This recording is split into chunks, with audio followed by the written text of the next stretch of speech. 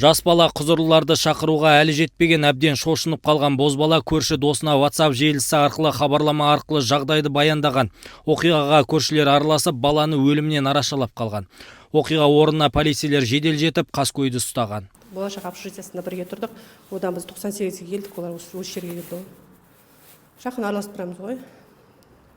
Өлген күнге дейін, күнде демесем де күн ара 3 күнде бір сөйлесіп тұратын едік. Қылмыстық іс қозғалды. Қылмыстық іс қозғалды дейді, енді білмейміз ғой.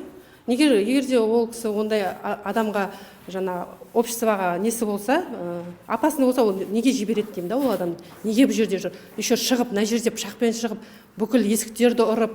Күдікті қандай мотивпен екі әйелге шабуыл жасағаны белгісіз. Тергеу амалдары басталды. Көршілері мұндай жағдай бұл ауданда бірінші рет еместігін айтады. Қауіпсіздікке алаңдаған көршілері күдікті ең ауыр жаза алса дейді. Оқиғаның мән-жайы, тұрғындардың қорқынышы жайлы көлемді шығарылымда біздің арнада айтып берем. Тіркеліп қойыңыз.